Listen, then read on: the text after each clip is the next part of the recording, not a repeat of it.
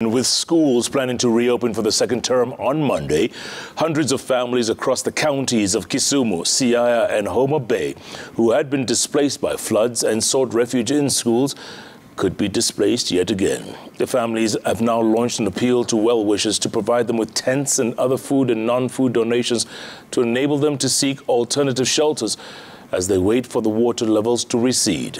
The calls come amid revelation by the government that it is in the advanced stages of putting an end to the perennial flooding witnessed around River Nyando and around Lake Victoria.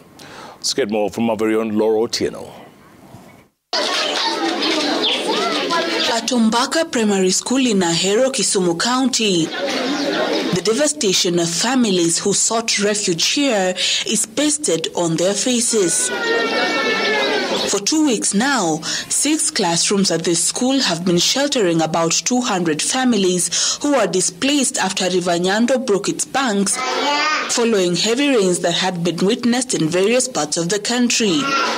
In a few hours, these families will have to seek alternative shelter. Nyumba zetu zimeanguka chini, sasa sijui tutafanyaje.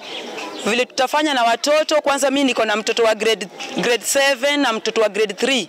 Na wataanza shule kesho, sasa tujui tutaenda wapi na watoto watangiaje kwa shule. Watoto, wamama wakubwa, wase kama mimi, tunasiteka. Kwa hivyo, tunaomba serikali tena.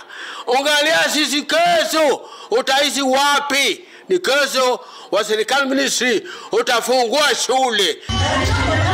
Similar sentiments were shared by about 100 families in Siaya County who sought refuge at Homa Bay Primary School after floods wreaked havoc in Alego Usonga. The residents say their initial plan to relocate to a church ahead of schools reopening tomorrow have hit a snag. Tuliongea jana na chief na Hassan chief, tukaamua tulete hao watu kuwapi kwa hii kanisa ya ACK, lakini kufika sasa karibu saa 6 padre ya ACK ameturudisha maneno ati hao wasiende huko. Sasa hata sisi sahi hatujui au watu tutapeleka wapi na watoto zao.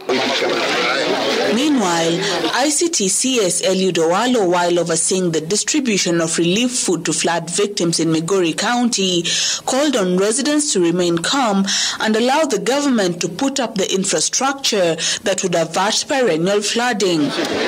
Owalo pointed out that plans were already in the pipeline to also ensure food security in Nyanza and reduce reliance on relief food. These floods, we are going to put dikes so that we can stop the floods from ravaging our farmlands. The floods can also be stored in dams so that during drought in January and February, it is now used for purposes of irrigation agriculture. Laura Otieno, Citizen TV.